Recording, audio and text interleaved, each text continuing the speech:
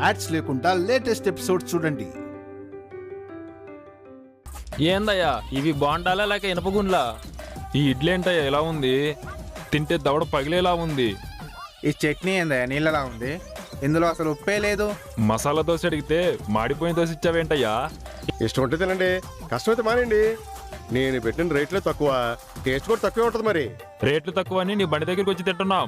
Rate ఒకటే తక్కువ, ఇంకో కిలోమీటర్ వరకు ఇలా టిఫిన్ బట్టి ఇంకోటి ఉందా? అందుకే కదయ్యా నీ దగ్గర వచ్చి తింటున్నాం. చట్నీ మరి ఇలా రుచిపచ్చి లేకుండా చేస్తే ఎలాగయ్యా? లేకపోతే నీకోసం ఏ 5 స్టార్ హోటల్లో బండి వేసుకుని వచ్చేస్తాడేంటి? 5 స్టార్ హోటల్ కాదు కానీ ఒక టిఫిన్ బండి మాత్రం వస్తుంది.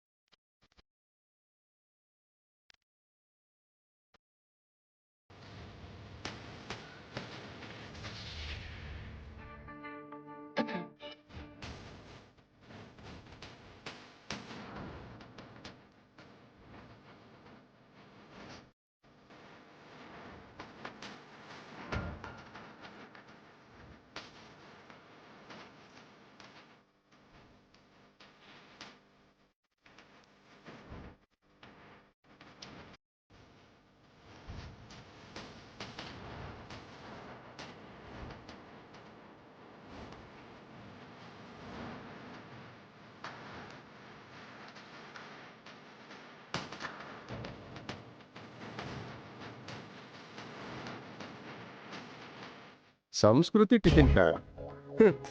ఎవరన్నా మంగా టిఫిన్ సెంటర్ అనో అన్నపూర్ణ క్యాంటీన్ అనో పెడతారు. ఇల్లేంటి సంస్కృతి టిఫిన్స్ అని పెట్టారు? పేర్లోనే ఫ్లాప్ అయిపోయారు. నీకు పోటీగా ఇంకో టిఫిన్ బండి వచ్చింది. వస్తే ఏంటి, ఆ బండి దగ్గరికి వెళ్తావా? ఒకసారి ఆ రేట్లు చూడు, నా రేట్లు చూడు.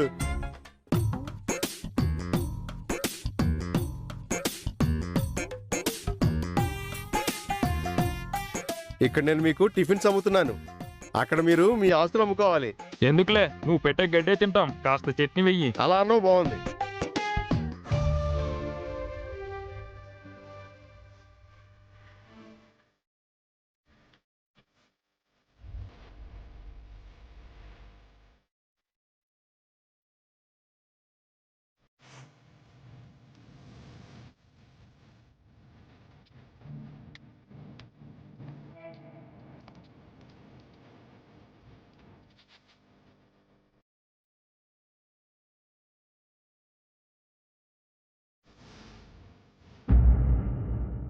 నాకు పోటీగా ఇంకో టిఫిన్ బండా?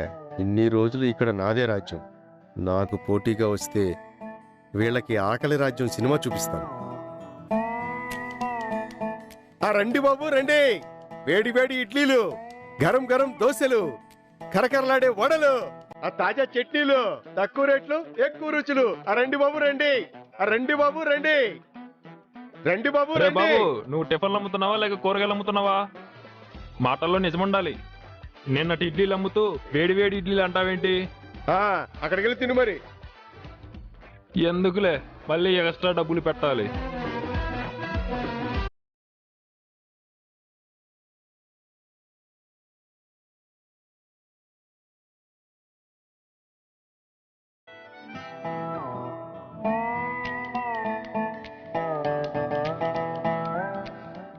ఏంటండి మన బండి దగ్గరికి ఒక్కరూ రావట్లేదు? అందరూ ఆ బండి దగ్గరికే వెళ్ళి తింటున్నారు. మనం ఈరోజే కదండి వచ్చాం. అతను ఎప్పటి నుంచో ఆ బండి పెట్టి ఉంటాడు. అలవాటైన జనం అక్కడికే వెళ్తున్నారు. ఏవండి, ఎవరూ రారా?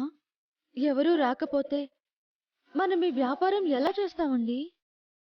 మొదటి రోజుకి అలా దిగులు పడితే ఎలా అండి? కాస్త ఓపిక పట్టండి, మన బండి దగ్గరికి కూడా వస్తారు.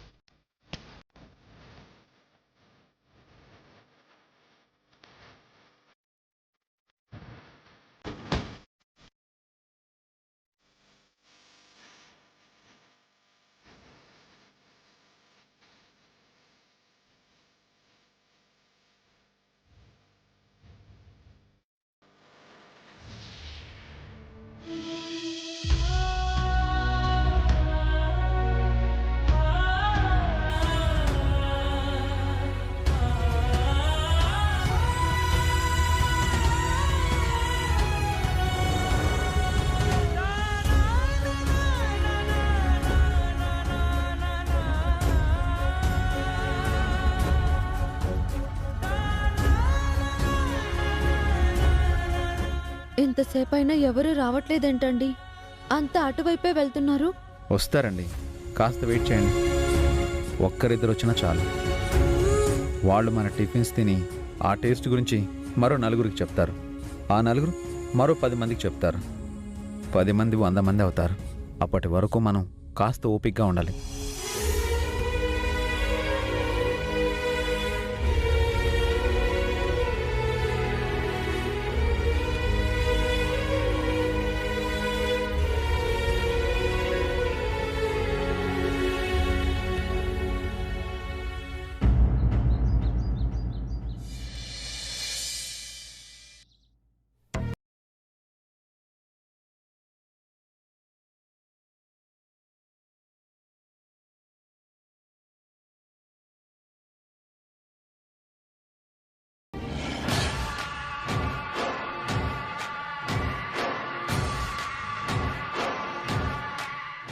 ఏం ఆలోచిస్తున్నావు అఖిల్?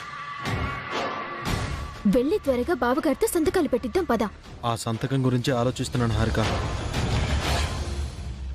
మా అన్నయ్యని చీట్ చేయడం అవసరమా? మన వాటా మనం తీసుకుని ఫారెన్ వెళ్తే బాగుంటుంది కదా. ఏమైంది నీకు? నైట్ ఓకే అన్నావు కదా, సెంటిమెంట్ అడ్డొస్తుందా?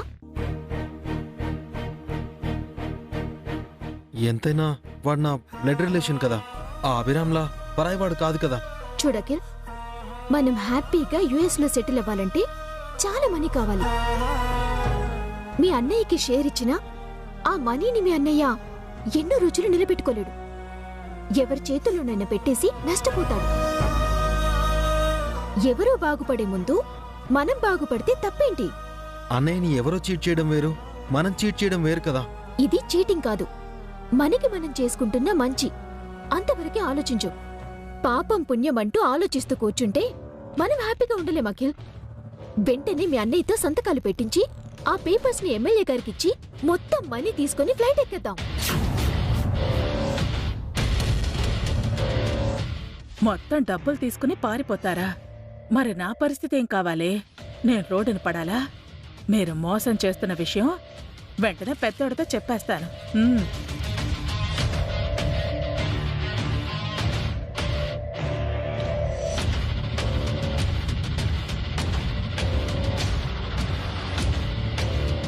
వీడొకడు ఇంట్లో ఏం జరుగుతుందో పట్టించుకోకుండా పొద్దున్నే తీరిగ్గా పేపర్ చదువుతున్నాడు. ఒరే పెద్దోడా, నీకో విషయం చెప్పాలరా. ఇందాకే కాఫీ తెమ్మని పావనికి చెప్పాను, తను ఇంకా తీసుకురాలేదేంటి? ఎందుకు కాదు, నిన్ను వెర్రు గొర్రె అనేది? అక్కడ కొంపలు మునిగిపోతుంటే నువ్వు కాఫీ టీలు అంటావేంట్రా? టీ చెప్పలేదు, కాఫీ అడిగాను. ఒరే వెర్రి వంగళప్ప, అది కాదురా. ఆ హారిక చిన్నోడు కలిసి నిన్ను అనయ్య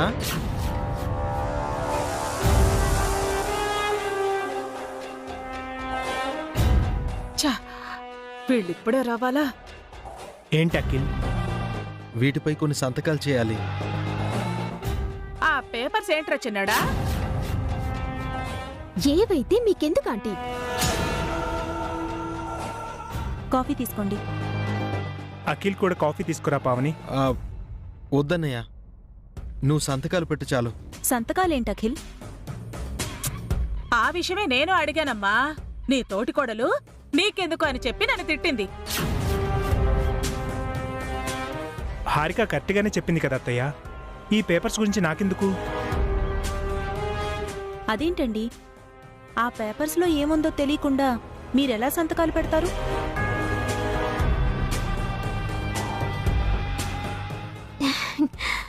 మేమేం మీ ఆస్తులేమీ రాయించుకోవట్లేదులే అక్క. డబ్బులన్నీ మేమే తీసుకుని పారిపోవట్లేదులే. ఎంతకు తెగించావే. మీ అసలు ప్లాను అదే అయినా అనుమానం రాకుండా అలా ఎలా చెప్పావే? ఇవి ఫ్యాక్టరీకి సంబంధించిన పేపర్స్ వదినా. మనం ఊరెళ్ళాం కదా, చాలా సంతకాలు పెండింగ్లో ఉన్నాయి. అందుకని అన్నయ్యని సంతకాలు చేయమంటున్నాను. ఆ ఫ్యాక్టరీ భాస్కర్ ఒక్కడిదే కాదు కదరా. ఆ సంతకాలేవో నువ్వే చేయొచ్చు కదా. ఆయన సంతకాలు పెట్టేశారా ఆంటీ?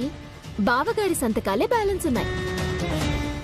ఎందుకైనా మంచిదిరా, ఒకసారి చదివి సంతకాలు పెట్టండి. ఏం అవసరం లేదు అత్తయ్య, నా తమ్ముడి పైన ఆ మాత్రం నాకు నమ్మకం ఉంది. ఇటీవరా నమ్మిన వాళ్లే మోసం చేస్తారండి. నోర్మోయ్, అంటే అఖిల్ నన్ను మోసం చేస్తాడంటున్నావా? అభిని మీరు మోసం చేశారు కదా.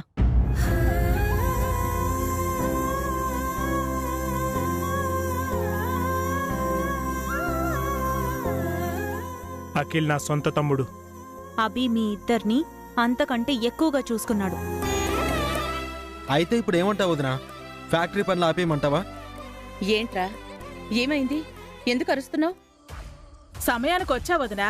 చిన్నోడు పెద్దోడితో ఏవో పేపర్స్ పై సంతకాలు పెట్టిస్తున్నాడు. అవి ఏవో పేపర్స్ కావాంటీ, ఫ్యాక్టరీ పేపర్స్. వర్కర్స్ కి ఇవ్వాల్సిన శాలరీలు, పండగ బోనస్లు, ఆఫీస్ మెయింటెనెన్స్, ఎక్స్ట్రా వోచెస్ మీద సంతకాలు చేయాలి.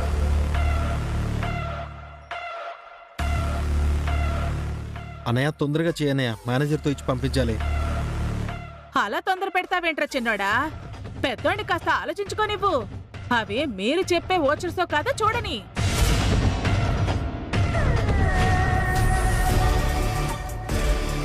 చూసి సంతకం పెట్టు భాస్కర్. అక్కర్లేదమ్మా.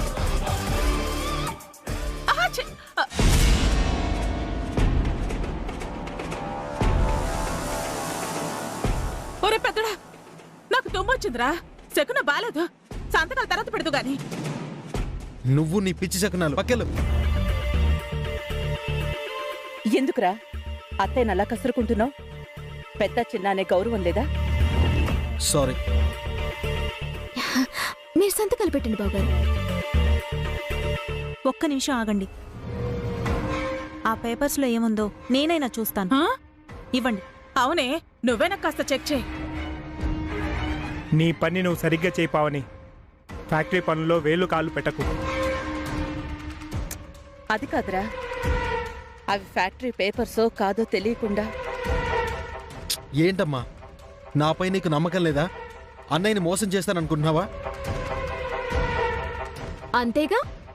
మా పైన నమ్మకం లేకపోతే ఆ ఫ్యాక్టరీ మొత్తం బావగారిని చూసుకోమనండి.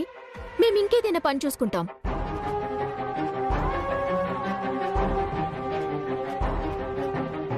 ఆల్రెడీ మీ దారి మీరు చూసుకున్నారు కదే.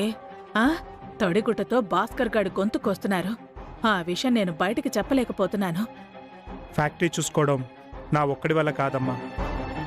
కావాలంటే మీరే ఆ ఫ్యాక్టరీ అంతా తీసుకోండి, నేనే వేరే పని చూసుకుంటాను.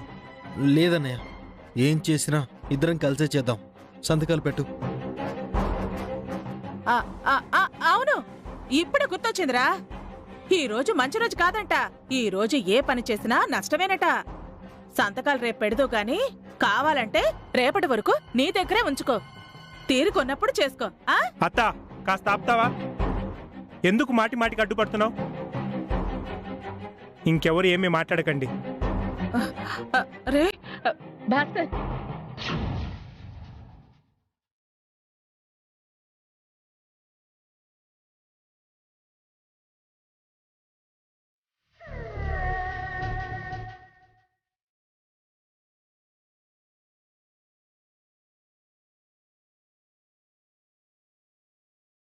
సర్వనాశనం అయిపోయావు కదరా. నీ చితికి నువ్వే నిప్పంటించుకున్నా.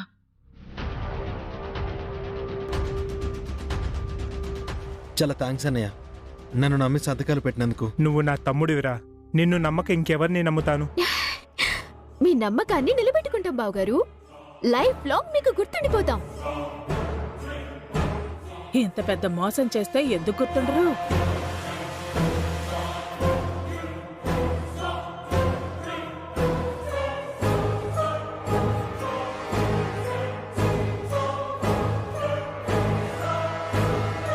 ఇప్పుడు చెప్పవే, ఇందాక నాకేదో చెప్పాలనుకున్నావు. ఆ, ఇప్పుడు చెప్పేదేముందిరా? కొంతమంది చేతులు కాలేక ఆకులు పట్టుకుంటారంట. నీకు ఆ ఛాన్స్ కూడా లేదు. అదే చెప్పబోయాను.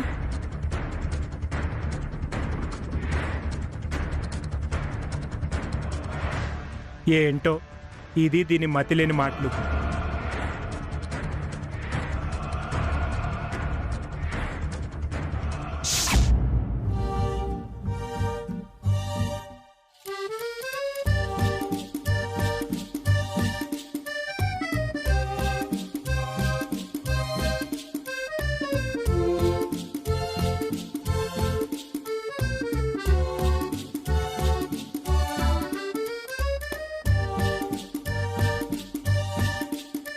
ఇడ్లీలు ఉన్నాయన్నా? ఇంకేం లేవు. ఇంకేమున్నాయి? లేవు, అన్నీ అయిపోయినాయి. బాగా ఆకలేస్తుంది. బ్రదర్ ఇక్కడ రండి, ఇక్కడ అన్నీ ఉన్నాయి. వద్దులే, ఇంకో చోటికి వెళ్ళి తింటాను. బాబు మా దగ్గర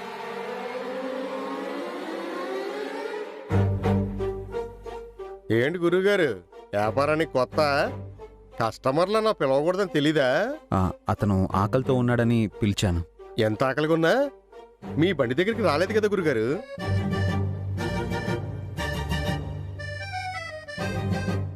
ఏంటి పెళ్లి భోజనాల్లాగా ఇన్ని టిఫిన్లు చేశారు?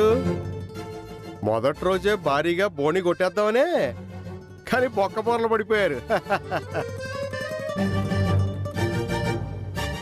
ఇది నా ఏరియా గురుగారు. ఇక్కడ నేను మాత్రమే బండి పెట్టాలి. వేరే ఎవరు పెట్టినా మీలా ఈగలు తోలుకోవాల్సిందే. ఏమండి? వసు గారు, ఇదిగో గురువుగారు, పొద్దున్నుంచి మీరే చూస్తున్నారుగా, నా బండి దగ్గరికి కస్టమర్లు ఎగబడుతుంటే మీ బండి దగ్గరికి ఒక్క పెట్ట కూడా రాలేదు. ఆల్రెడీ 12 అవుతుంది. ఇంకాసేపు అయితే భోజనం టైం అవుతుంది. ఎవడు టిఫిన్లకి రాడు. నేను ఇంటికి వెళ్ళిపోతున్నాను, మీరు కూడా వెళ్ళిపోండి. రేపు మళ్ళీ రాకండి, ఇదే జరుగుద్ది. వసు గారు, పాపం కష్టపడి చాలా టిఫిన్లు చేసినట్టున్నారు. వెళ్ళే దారిలో ఏ మురిక్కాల్లోనూ పడేయండి, అందుకే పనికొస్తాయి మీ టిఫిన్లు.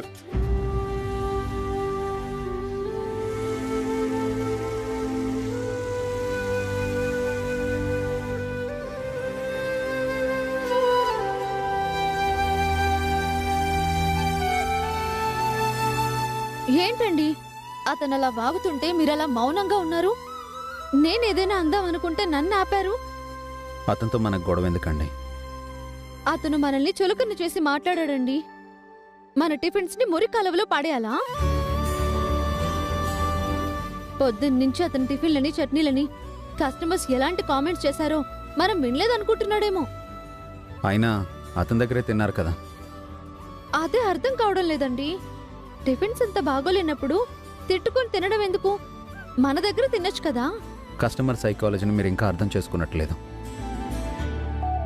ఎవరైనా ముందు జనాలకు అలవాటు చేయాలి. ఆ తర్వాత ఎలా ఉన్నా అలవాటు పడిన జనం అదే తింటారు. చాలామంది కొత్త చోట ట్రై చేద్దాం అనుకోరు. ఆ వీక్నెస్ని అతను లాంటి ఎంతోమంది పెట్టుబడిదారులు వాడుకుని క్యాష్ చేసుకుంటున్నారు. మరి మన బండి దగ్గరికి జనాలు ఎప్పుడొస్తారండి? మొదటి రోజే కదండి, నెమ్మదిగా వస్తారు. పోనీ ఇంకో చోట బండి పెట్టుకుందామా? లేదు వసు గారు, ఈ ప్లేస్లో బండి పెట్టుకోవడానికి గవర్నమెంట్ వాళ్ళు మనకు పర్మిషన్ ఇచ్చారు. ఇక్కడ మనకతను పోటీగా ఉన్నాడు కదా. రేపు మనం అతనికి పోటీ కావచ్చు. నమ్మకం కోల్పోకండి వసు గారు, ఆశతో ధైర్యంగా ఉండండి. ఈ టిఫిన్స్ అన్నిటిని ఏం చేద్దామండి? పార్సల్ చేద్దాం వసు గారు. పార్సల్ ఎందుకండి? మీరు ముందు పార్సల్ చేయండి.